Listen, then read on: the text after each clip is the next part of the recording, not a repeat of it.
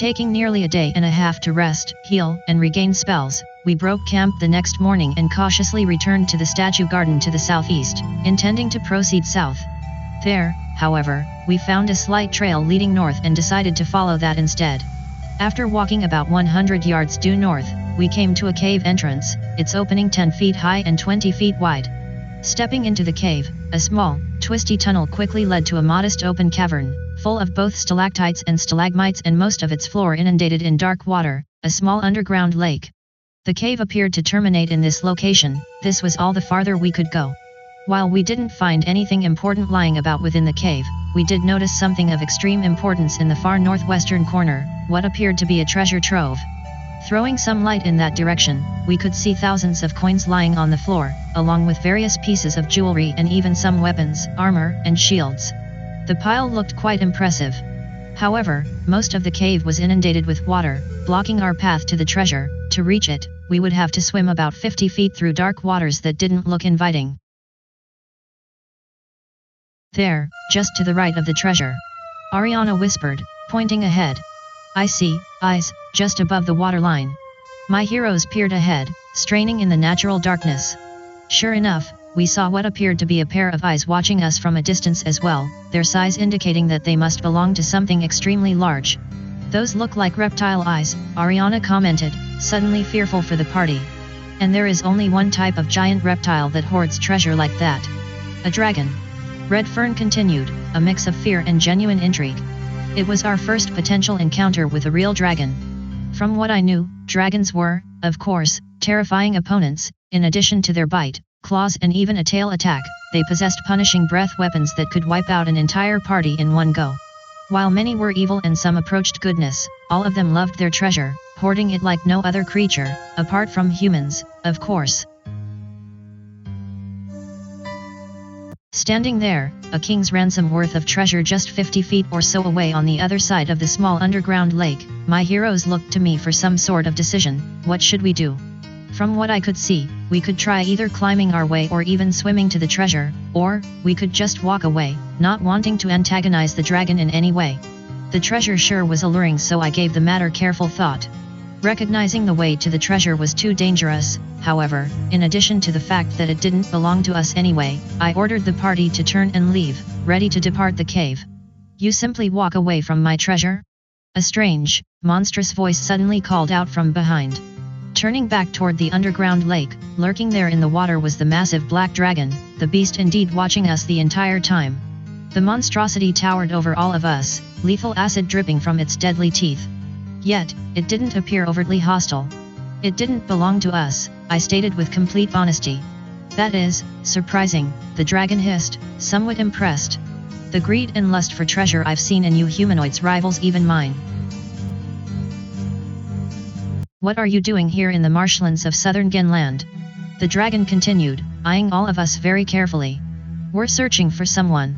Kartha boldly announced, knowing the folly of trying to fool such an ancient, intelligent, deadly beast.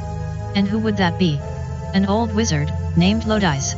At once, the black dragon let loose with an incredibly loud howl, discharging its acidic breath weapon, away from us, in a fit of absolute anger, its echo shaking the entire cave. It appeared this dragon actually knew of Lowdiz, and not in a good way. And are you his friends? The dragon sneered, seemingly ready to attack. We've never met him, Eswin responded, standing his own ground as well.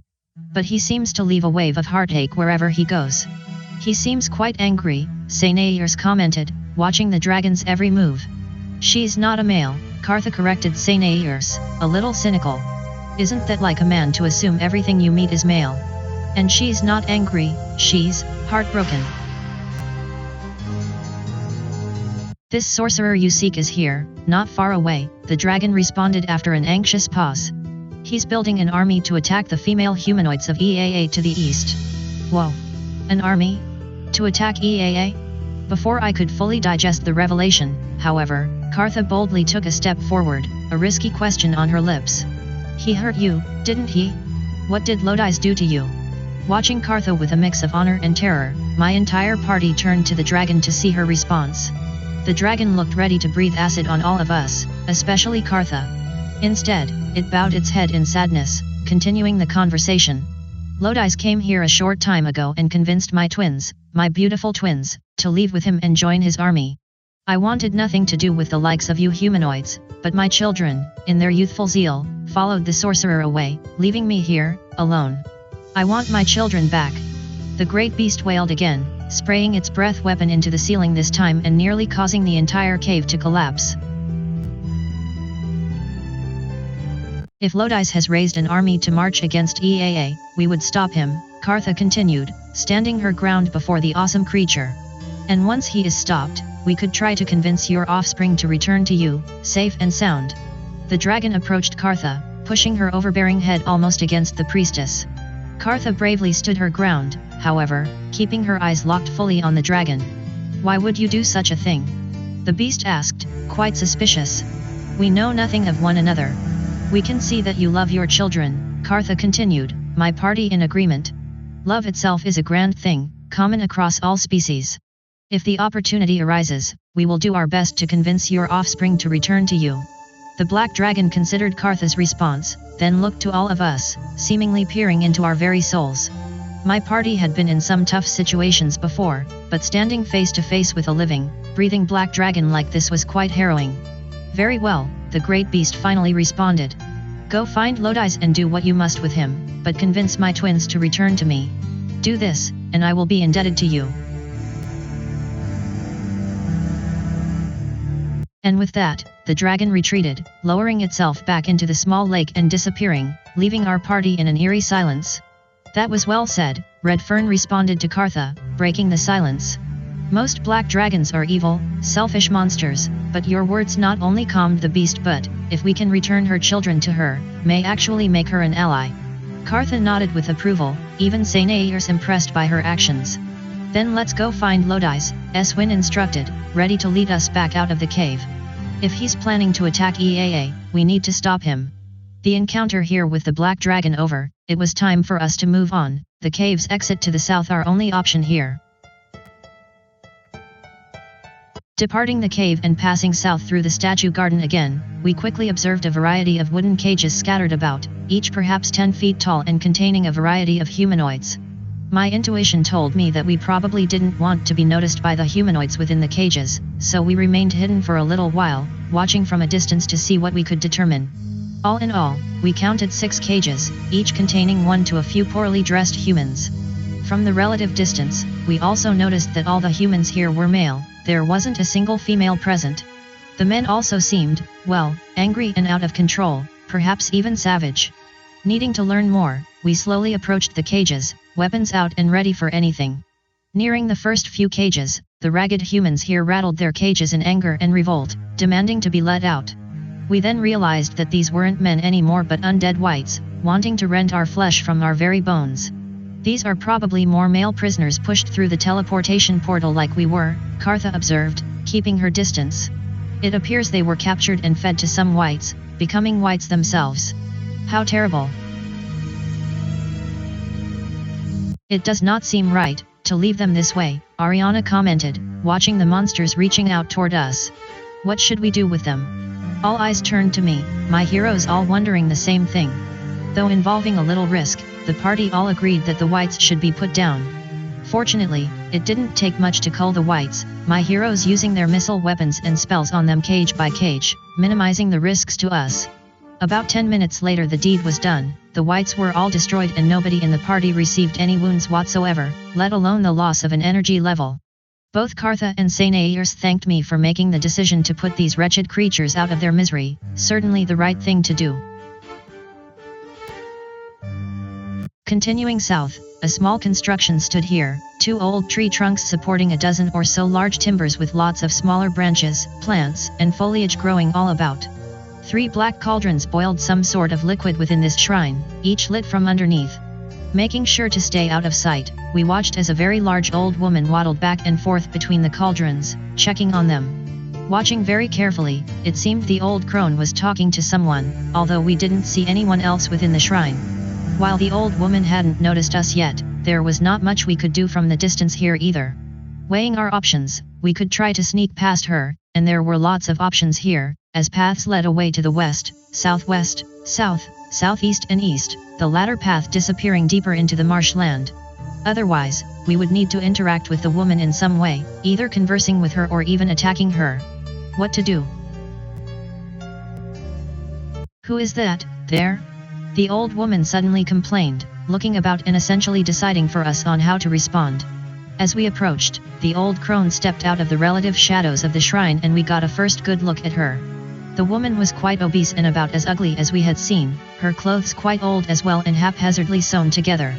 The old woman also appeared hideously deformed, so much so that we really couldn't be sure she was even human. "This is no human," Redfern whispered as we approached her to within 10 feet. "She's fey, like the dryad we rescued back at the Baron's mansion, but far more evil." My intuition warned me to be on my guard. "And what have we here?" The old woman began, sizing us up almost as if she were to make a stew out of us. "We're looking for an older magic user," Cartha returned without hesitation. "His name is Lowdiz, do you know him?" The old crone's eyes suddenly enlarged, one eye bigger than the other. "You know Lowdiz? Are you here to join his army?"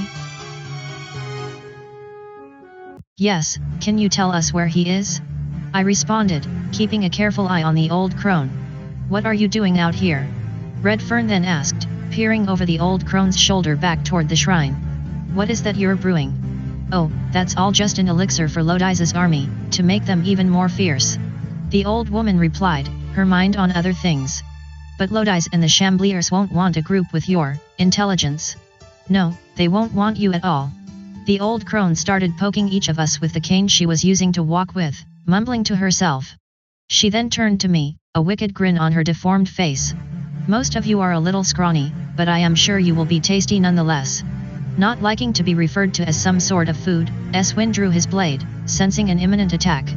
"Perhaps we should be going," Cartha suggested, tugging at me to begin moving away from the old woman. "No, I don't think you will be leaving, you're too good and juicy to pass up." "Oh, boys." Calling out, we watched as several cleric-like humanoids stepped out of their hiding places back within the shrine. Dressed in religious garb that appeared old and even rotting, they approached the old crone, 4 clerics altogether. "Those aren't human clerics," Sainairs informed me as they neared, quite concerned. "They're undead monsters called cadavers, but they cast spells like a cleric, so be careful." Now just 10 feet away, it was clear they were not living clerics, they looked more like ghouls but possessed a presence, almost a patience, ghouls didn't possess. One of them was eating the arm of some unfortunate person, however, the sight most distressing. As the old woman standing there as well as these cadavers stared hungrily at us, I recognized the whites we discovered in the cages to the north were actually food for these monsters, realizing the purpose they served. "Lowdiz won't be happy if you keep us from him," Cartha suggested, trying to avoid combat. "Lowdiz will never know," the old crone replied, licking her lips. "Boys, let's feast." And with that, the 4 cleric-like cadavers attacked, as did the old woman, the monsters looking to defeat and then devour all of us. The bog crone was a loathsome and repugnant fey witch who stood nearly 7 feet tall, hunched over and had sickly blue-white skin and long white hair. A master potion maker, she attacked us with poisonous claws and exuded a strong aura of decay and death. The 4 cadavers were corporeal undead creatures bearing a physical resemblance to ghouls but apparently subsisted by eating the flesh of other undead monsters. While they began their attack with powerful blows from their fists, it was their ability to cast evil cleric spells that concerned us most. While arrogant and obnoxious, the bog crone went down surprisingly easy, as if she truly believed that she was untouchable. The 4 cadavers proved to be much tougher opponents, but in the end they were no match for our weapons and magic either. The last of the monsters soon went down and we breathed a sigh of relief, glad to be done with the disgusting creatures. "I hate undead," Eswin once again muttered under his breath, glad to have dispatched the monsters here. "Let's go." "We should search the shrine first," Ariana suggested, pointing ahead. "Maybe we can learn more." The corpses of the defeated cadavers and bog crone not yielding anything important, my heroes stepped toward the odd shrine about 20 feet away. Searching the shrine, I felt an evil vibe here, along with a putrid stench that came from the cadavers we had just defeated. The 3 cauldrons here continued to boil, a sickly green concoction bubbling within the large black pots. A variety of old kitchen utensils and small containers also lay jumbled together in one corner of the shrine, likely used in tandem with the cauldrons. Ariana then eyed a peculiar silver coffer mixed in with the junk, Lowdiz told us to look for these silver coffers. Ariana recalled as she grabbed the object and handed it to me. Maybe there is another note inside.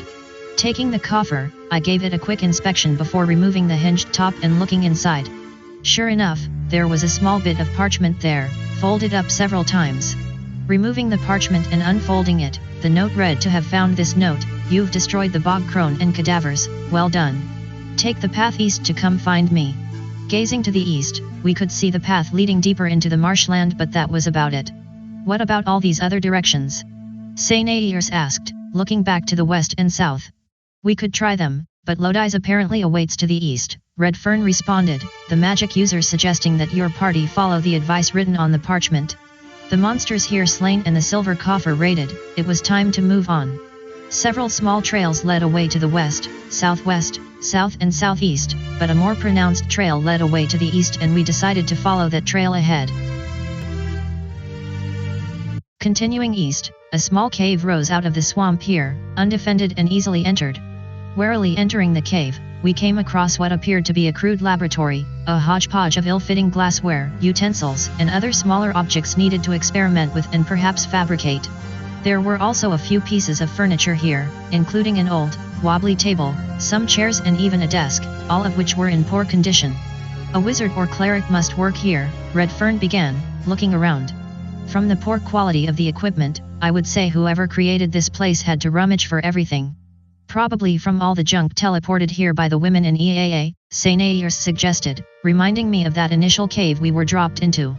Looking around, I was pretty sure that it wasn't just a magic user who experimented here but likely Lowdiz himself. We must have been very close to finding him. Spending another 20 minutes or so looking around, Redfern seemed quite interested in everything lying about, to the point where it seemed like he knew something the rest of us did not. Indeed, we halted our own investigation and simply watched Redfern do his work, carefully inspecting the glassware, rummaging through the pieces of furniture and even tasting a few reagents lying about. By the looks of everything, Redfern continued, taking an educated guess, I would say whoever is experimenting here is trying to enlarge things. Enlarging what? Eswin asked. All the giant monsters that have been attacking us? Making sense, the cave went quiet, my heroes thinking about the repercussions. The Black Dragon warned us that Lowdiz was raising an army, Kartha then added, breaking the silence. An army of giant swamp monsters, it would seem. That would explain everything we've seen here in the marsh, Sainairs nodded, agreeing with Kartha. The shoddy laboratory here fully searched, there was little more to find here. However, tunnels led deeper into the cave to the east, south and southeast. Following a twisty cavern eastward within the cave, we arrived within a small, featureless chamber. Several wooden shelves had been fastened against the far eastern wall here, a few feet off the floor and containing several large cloth sacks. To our surprise, one of the bags had been ripped open and what appeared to be dozens of small crystals or gems could be seen within, a bunch more scattered atop the shelf and even the ground below. Naturally, a closer look would be needed to determine the potential value of all the gems here. Entering the small chamber and beginning a search, I quickly warned the party of something. Careful, it looks like the cloth sacks are trapped. The trap on the sacks here rather obvious to me, I quickly disarmed the trap so it wouldn't pose any further danger to us. Examining the 3 large cloth sacks here, we found hundreds of small gems. Most of the jewels were simple quartz, worth perhaps 10 gold apiece. Scattered with the quartz were a variety of other stones, however, fluorspars that were different colors, purple, green, and yellow and worth 25 gold apiece. If we wanted to collect all these gems, they would constitute a fairly nice treasure. Interesting. Redfern commented, having grabbed one of the jewels to better examine it. I believe there is a slight magic placed on these. The wizard studied the gem a little more before continuing with his assessment. I believe these gems act as a sort of seed to enlarge a creature, Redfern continued. Lowdiz must have magicked these gems to help create all the enlarged monsters we've encountered here in the swamp. Would they hurt us in any way if we took them? Ariana asked, concerned about the party. I don't think so, Redfern responded. I don't think the magic is offensive, or even capable of hurting anyone. That does not mean they're ours to take, Sainairs reminded the party, taking the high road. I disagreed and asked both Eswin as well as Ariana to take as many of the gems as possible. Continuing through this cramped, cavernous passage, we stepped into a small chamber filled with all manner of containers, from simple boxes to a few larger chests. All the containers were in poor condition, beat up, stained and battered in some way, as if they had been thrown away and then recovered. Hence, we wouldn't have any trouble opening any of these containers if we wished. Poking around throughout the small chamber, it didn't take long to recognize that the containers were filled with a variety of supplies, from food and fresh water to simple clothing to an assortment of everyday knickknacks someone on a deserted island may want. None of it looked helpful or appetizing, however, so there wasn't much here to actually take. In the far southwestern corner, we then discovered a newer trunk, its lid down but unlocked. With a nod of approval from me, Eswin lifted the chest's lid and stepped back, half expecting something to leap out and attack. Inside, we found hundreds, perhaps thousands, of tiny glass vials, each containing a small greenish liquid.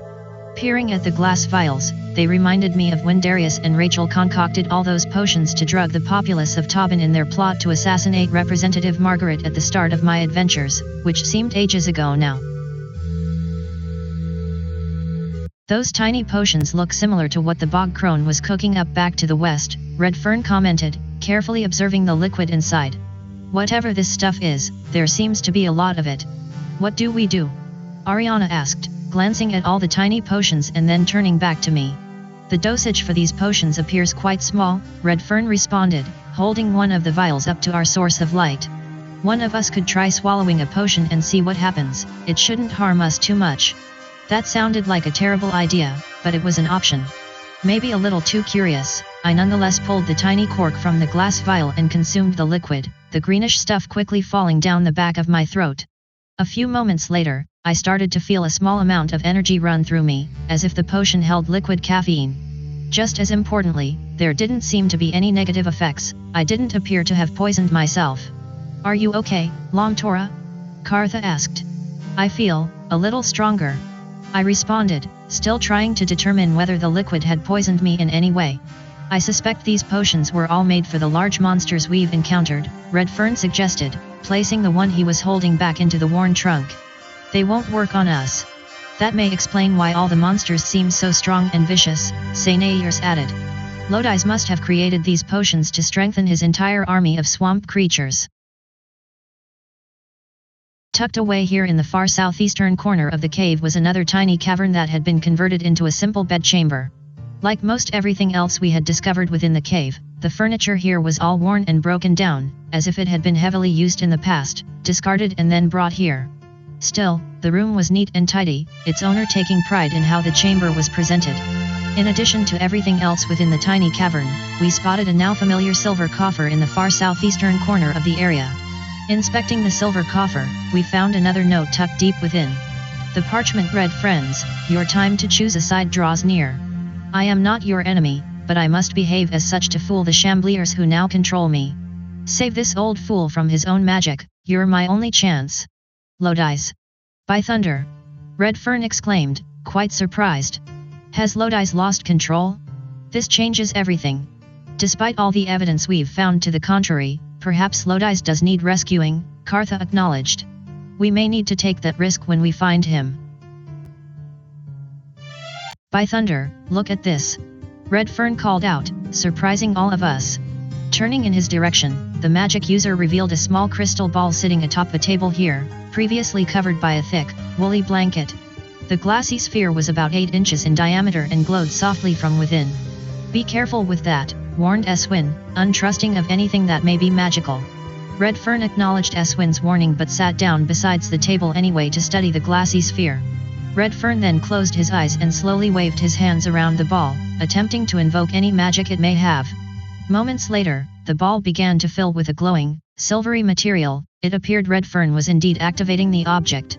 The magic user continued to concentrate as the party drew closer, watching the swirling material within the crystal ball transform into some sort of image. These are someone's memories, I believe, Redfern whispered. Within the ball, I saw an image of a young woman staring back at us as if we were the object of her affections. The image then began to move, and we observed a short montage of romantic settings, the woman smiling, laughing, and clearly in love with someone. The background scenery then changed to a beautiful white rose garden, the woman accepting what appeared to be a wedding ring from her presumed lover. Given the looks of the woman and the white roses in the background, it seemed we were viewing some magical memories of Queen Delpanna from long ago, back when she was in her early 20s. Delpanna not only looked beautiful but very happy. Moments later, the crystal ball started to go dark, the scenery within continued, but now the young woman appeared troubled, upset, and eventually very angry. Soon it was clear that the woman had fallen out of love, leaving one last look of utter heartbreak and hatred before turning away.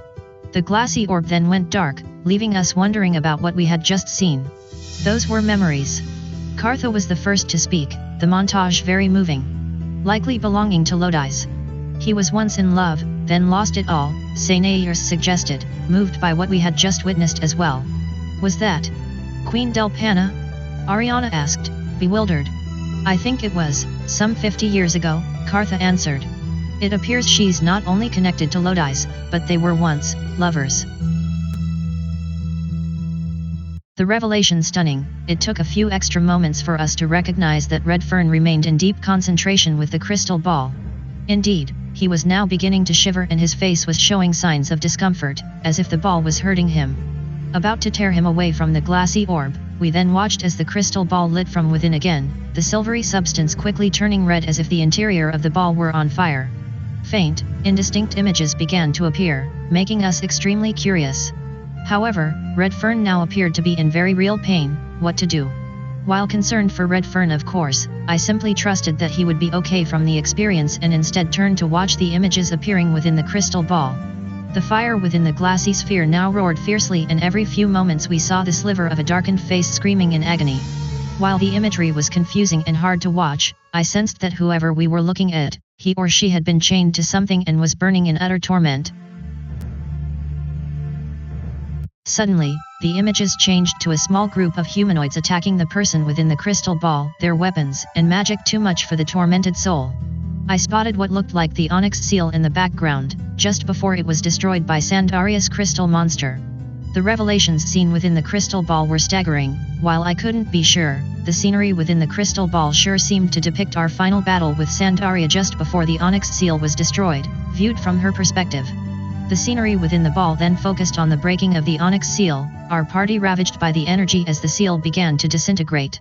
Moments later, Redfern began to speak, his voice sounding feminine and eerily familiar. Burn, watch it burn, to watch it all burn. I want to watch it all burn. The face of Sandaria suddenly appeared within the crystal ball, scaring me half to death. As Redfern continued to chant, he also began to smile as if he were actually enjoying the experience, the magic perhaps corrupting his very soul. Seeing this, Kartha threw herself forward and into Redfern, sending both he and the crystal ball flying forward toward the bed of Lowdiz. Both Sainairs and Eswin helped Kartha back to her feet. But all eyes were on Redfern, the magic user now lying unconscious on the floor. Alongside him, the crystal ball finally rolled to a halt, badly damaged when it hit the floor. It was now cold and lifeless, and likely would never work again. What was all that about? Eswin demanded, both shocked and disgusted by what we had just witnessed. The magic of the crystal ball didn't just show us the memories of Lowdiz but Redfern's as well, Sainairs answered, aghast. How would he know the final thoughts of Sandaria? Oh, dear, Kartha exclaimed, the horrible truth descending on her. After we defeated her, Sandaria transferred her very soul into the magical statue. I don't think she stopped there. All eyes turned again to Redfern, still lying on the floor and out cold. That would explain how we were able to teleport back to Kathleen, Ariana mumbled, realizing the truth. Dear Sisla, Sainairs gasped, utterly horrified. Sandaria invaded Redfern as well, she's in there with him. Is that even possible? Eswin asked, not as sure as everyone else in the party. Sandaria was a truistic, a mage of the inner circle, Kartha responded, convinced. It's more than possible, it's the only explanation. What do we do? Ariana asked, as shocked as everyone else. The bigger question is, do we still trust him? Eswin answered, a logical perspective. If he indeed has the life force of Sandaria within him, is it just a matter of time before he betrays and kills us all? Ouch, that was a really tough question. My heroes turned to me, looking for strong leadership. We can trust Redfern, I suggested with authority, trying to be wise with my response. We'd already know by now if he was any type of threat. Well, just need to keep an eye on him. Not sure of what to think, my heroes slowly nodded their heads in general agreement, recognizing that the spirit of Sandaria lived on in Redfern. And that's a wrap of episode number 33, on the Trail of Lowdiz. Expect additional episodes every few weeks as the story continues.